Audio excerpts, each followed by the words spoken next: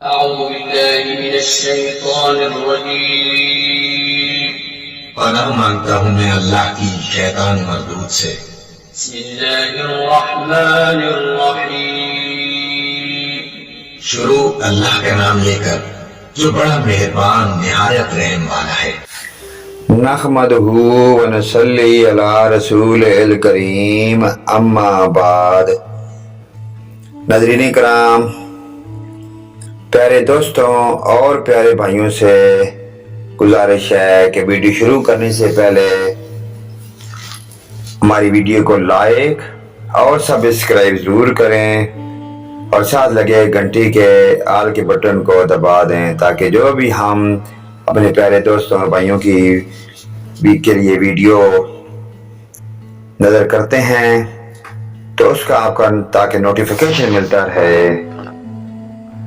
تاکہ آپ اچھی اور نئی دینی موضوع پر ویڈیو سن کر اچھا صلاح پائیں اور ہمیں بھی اس کا اچھا اور نیک صلاح ملے۔ اللہ پاک آپ کو عزت دے، آپ کے ماں باپ، بہن بھائی، بھی بچے دنیا میں جہاں اپنی ڈیوٹیاں سر انجام دے رہے ہیں، اللہ پاک آپ کو نیک عمال نیک کام کرنے کی توفیق عطا فرمائے اور آخرت کی فکر کرنے کی توفیق عطا فرمائے۔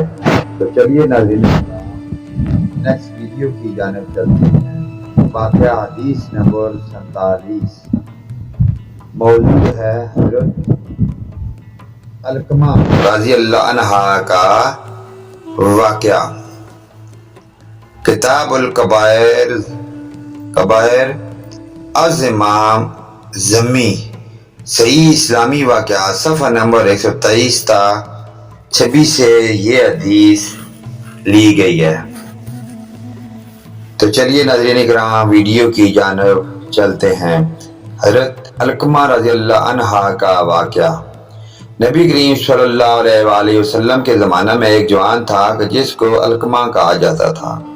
وہ بڑا عابد، زاہد، تقوی، ایماندار اور بڑا نیک و پرہیزگار انسان تھا۔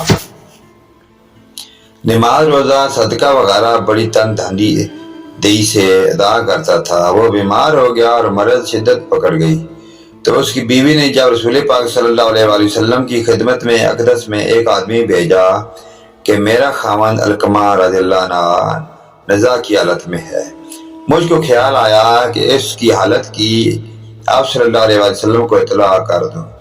آپ صلی اللہ علیہ وآلہ وسلم نے حضرت عمار، حضرت صہیب اور حضرت بلال رضی اللہ عنہ کو بلایا اور فرمایا جا کر اس کو کلمہ شہادت کی تلقین کرو، لیکن اس کی زبان نہ چلتی تھی۔ رسول پاک صلی اللہ علیہ وآلہ وسلم کو اس کی زبان کے کلمہ شریف پر نہ چلنے کی اطلاع دی تو آپ صلی اللہ علیہ وآلہ وسلم نے فرمایا کہ اس کے ماں باپ میں سے کوئی ایک زندہ ہے؟ عرض کیا کہ جی ہاں، اس کی ماں زندہ ہے جو کہ بہت ضعیف اور بوڑھی ہے۔ آپ صلی اللہ علیہ وآلہ وسلم نے اس کی طرف ایک آدمی بھیجا کہ اس کی ماں کو کہنا کہ اگر تجھے میرے پاس آنے کی طاقت ہو تو آ جاؤ، ورنہ وہاں ٹھہر، میں خود تیرے پاس آ جاؤں گا۔ چنانچہ جب وہ قبر فرستادہ اس کے پاس گئے اور آپ صلی اللہ علیہ وسلم کا پیغام دیا تو اس نے کہا کہ میری جان قربان ہو، میں خود حاضر خدمت ہوں گی۔ چنانچہ لکڑی کے سہارے چل کر آپ صلی اللہ علیہ وسلم کی خدمت میں حاضر ہو گئی اور سلام کیا کہ آپ صلی اللہ علیہ وآلہ وسلم نے سلام کا جواب دیا اور فرمایا کہ اے علقمہ کی ماں، سچ مچ بتا، اگر جھوٹ بولے گی تو اللہ پاک کی طرف سے میرے پاس وہی آ جائے گی۔ کہا کیا حال تھا تیرے بیٹے علقمہ کا؟ عرض کیا یا رسول اللہ صلی اللہ علیہ وآلہ وسلم، بڑا نمازی، روزہ رکھنے والا اور بڑی خیرات کرنے والا تھا۔ آپ صلی اللہ علیہ وآلہ وسلم نے فرمایا تیرے ساتھ کیا حال تھا؟ عرض کیا یا رسول اللہ صلی اللہ علیہ وآلہ وسلم، میں اس سے ناراض ہوں۔ آپ صلی اللہ علیہ وآلہ وسلم نے فرمایا کیوں؟ اس نے عرض کیا کہ یا رسول اللہ صلی اللہ علیہ وآلہ وسلم، وہ اپنی بیوی پر خرچ کرتا تھا اور میری نافرمانی کرتا تھا۔ فرمایا آپ صلی اللہ علیہ وآلہ وسلم نے اس کی ماں کی نافرمانی روک رہی تھی، اس کی زبان کو کلمہ پڑھنے سے پھر فرمایا اے بلال جاؤ اور بہت سی لکڑیاں جمع کرو۔ اس عورت نے کہا یا رسول اللہ صلی اللہ علیہ وآلہ وسلم لکڑیوں کو کیا کریں گے؟ تو آپ صلی اللہ علیہ وآلہ وسلم نے فرمایا ان سے علقمہ کو جلائیں گے۔ اس عورت نے کہا کہ یا رسول اللہ صلی اللہ علیہ وآلہ وسلم وہ تو میرا بیٹا ہے، میرا دل برداشت نہیں کرتا کہ اس کو آپ صلی اللہ علیہ وآلہ وسلم آگ میں جلائیں گے میرے سامنے۔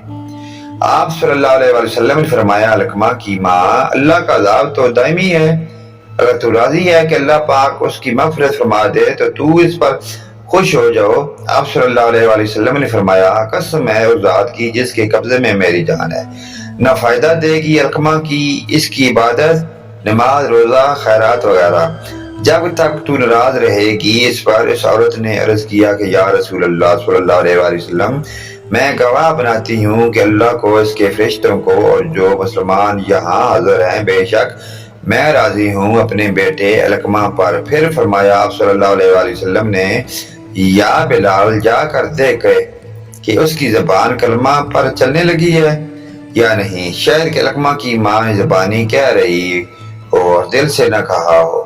پس بلال رضی اللہ عنہ گئے اور علقمہ کے گھر سے کلمے کی آواز سنی، پھر اندر آ گئے اور کہا کہ اے لوگوں بے شک علقمہ کی ماں کی ناراضگی نے روک رکھا تھا اس کی زبان کو کلمہ پڑھنے سے، مگر اس کی رضامندی نے اس کو چلا دیا۔ پھر فوت ہو گئے علقمہ اسی دن، اور پھر تشریف لائے رسول پاک صلی اللہ علیہ وآلہ وسلم اور حکم فرمایا کہ اس کو غسل دینے کا اور کفن دینے کا۔ پھر آپ صلی اللہ علیہ وآلہ وسلم نے اس کی نماز جنازہ پڑھائی اور وہ دفن کیے۔ پھر آپ صلی اللہ علیہ وآلہ وسلم نے اس کی قبر پر کھڑے ہو فرمایا کہ اے مسلمانوں کی جماعت، جو ترجیح دے گا اپنی بیوی کو اپنی ماں پر تو اس کے اوپر لعنت ہے، اللہ پاک کی اور فرشتوں کی اور تمام لوگوں کی نہ قبول کرے گا اللہ پاک اس کا کوئی فرض نہ نفل، مگر یہ کہ توبہ کرے اللہ پاک سے۔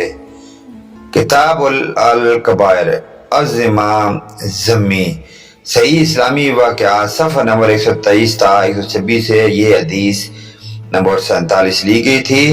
تو آپ نے ناظرین کرام ویڈیو دیکھی اور سنی تو اس سے ہمیں یہی سبق حاصل ہوتا ہے کہ بار بار آپ صلی اللہ علیہ وآلہ وسلم والدین کی نافرمانی سے بچنے کی تلقین کرتے ہیں۔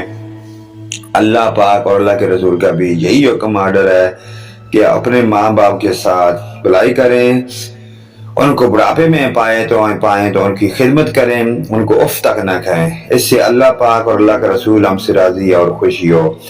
تو دعا ہے کہ اللہ پاک ہمیں آخرت کی فکر کرنے کی توفیق عطا فرمائے تاکہ ہم دنیا میں نیک عمال کر کے اس کا اچھا اور نیک صلاح پائیں۔ نیکسٹ ویڈیو لے کر آپ کی خدمت میں ہم دوبارہ حاضر ہوں گے۔ آمین ثم آمین یا رب العالمین، وآخرنا دعوانا الحمدللہ رب العالمین۔